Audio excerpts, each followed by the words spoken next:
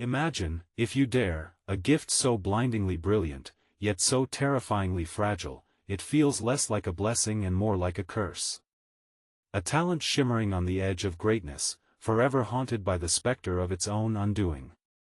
What does it feel like to stand on the precipice of unparalleled glory, only to be dragged back, time and again, into the gnawing abyss of doubt and pain?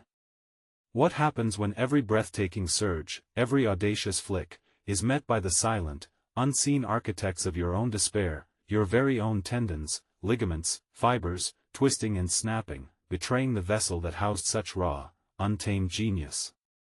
Dembele. The name itself became a whispered lament, an echo of what could have been. A spectral figure haunting the sidelines, a ghost of promise in sterile white rooms. They spoke of glass, of a ticking clock, of a talent too volatile, too brittle for the cruel, grinding gears of elite football.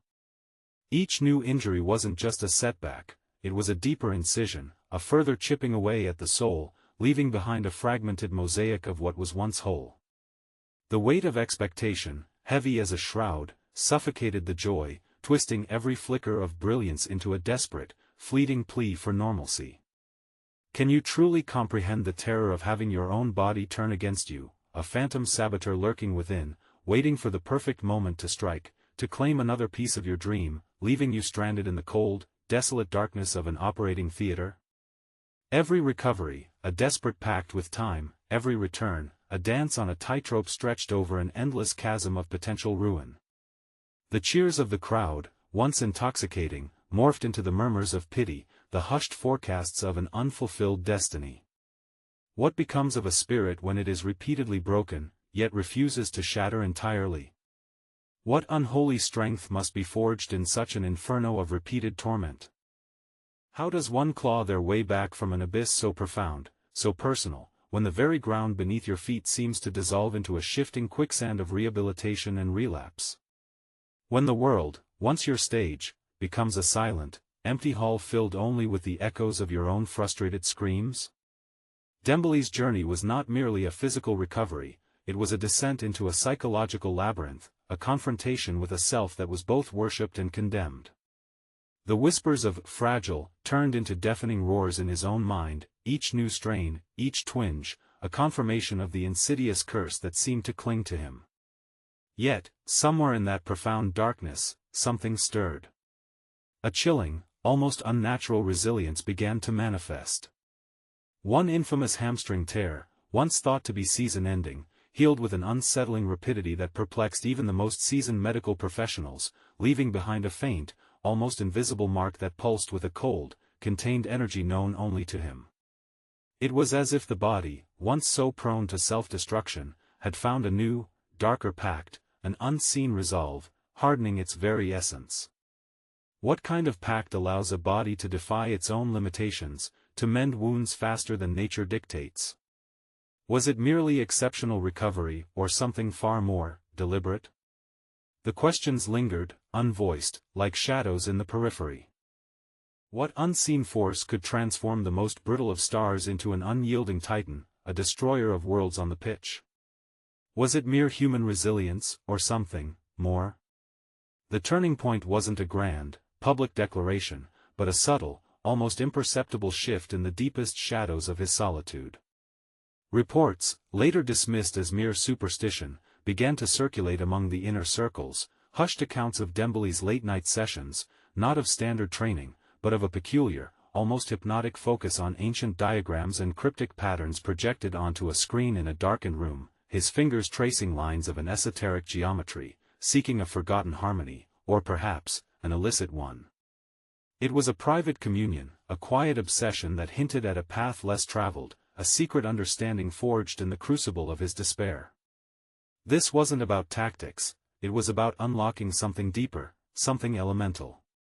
He moved with a new kind of purpose, a silent intensity that bordered on the unnerving. The flamboyant flourishes of youth were replaced by an almost surgical precision, his movements imbued with a chilling grace, as if guided by an unseen choreographer. Each step became deliberate, each decision calculated with a cold, unsettling foresight. The playful spirit, once so evident, was subsumed by a focused, almost predatory determination. The locker room felt his presence differently, no longer the impish talent, but a figure of quiet, formidable power. He had stepped out of the shadow of his injuries, but perhaps, into another, far more profound one. And then, the true transformation began to unfold on the hallowed grounds of the pitch. His lightning speed, once a fleeting glimpse, became an unnatural blur, a tearing of the fabric of space itself, leaving opponents gasping, utterly incapable of grasping his movements. His flawless dribbling evolved beyond mere skill. It was as if he could manipulate the very air around the ball, guiding it with an invisible thread, creating openings where none existed, weaving through defenses like a phantom through solid walls. But it was his vision that truly set him apart, a terrifying, almost clairvoyant understanding of the game. After his most severe injury, during a period of profound introspection and isolation, a peculiar gift manifested. He started seeing the game in an entirely new dimension, not just players and spaces, but a complex, interconnected web of probabilities, a future unfolding that he could dictate, as if the very fabric of time on the pitch bent to his will. He could anticipate passes before they were made, foresee defensive collapses before they began, dissecting opposition strategies with a gaze that seemed to pierce through the present.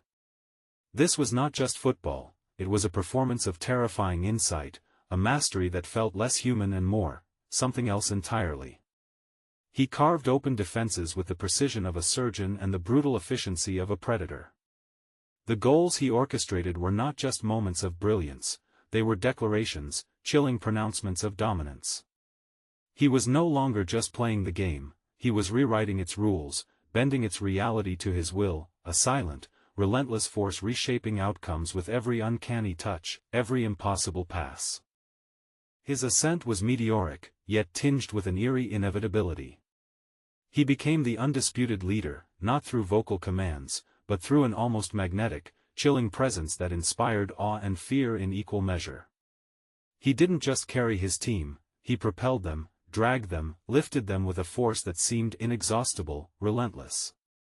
Major victories, once a distant dream for a team struggling with inconsistency, became routine. Trophies, once elusive, found their way into their grasp, their surfaces reflecting the triumphant, yet strangely unreadable, gaze of Dembele. Each triumph cemented his legend, each goal a nail in the coffin of his past fragility. The world watched, mesmerized, as the shattered talent transformed into an unbreakable force. The whispers of doubt faded, replaced by gasps of admiration, then by reverent silence as he approached the pinnacle. The Ballon d'Or. Football's highest individual honor. It wasn't just a recognition of his skill, it was a testament to a journey from doubt to dominance, from the brink of oblivion to the very zenith of the sport. His resilience was unparalleled, his transformation complete. Or was it? As the final votes were counted, as his name was announced, the world held its breath, ready to celebrate a true phoenix, risen from the ashes. The lights of the Grand Palais bathed him in a golden, almost blinding glow. The roar of the crowd was deafening, a symphony of adoration for the man who had defied fate. He walked to the stage, a figure of statuesque triumph, his hand reaching out for the shimmering golden sphere, the Ballon d'Or. As his fingers closed around its cold, polished surface, and he lifted it high above his head, a triumphant smile stretched across his lips. But for a fleeting, terrifying fraction of a second, in the highly polished reflection of the trophy, his eyes, usually so vibrant, appeared to be utterly devoid of light, two abyssal voids in a face otherwise radiant. And then, just as quickly, the illusion vanished, replaced by the joyful glint expected of a champion. Yet, if you listened closely, beyond the thunderous applause, beyond the flash of 1,000 cameras, a faint, almost imperceptible whisper seemed to emanate from the trophy itself, a cold, dry hiss, as if a long-dormant entity had finally stirred, claiming its due.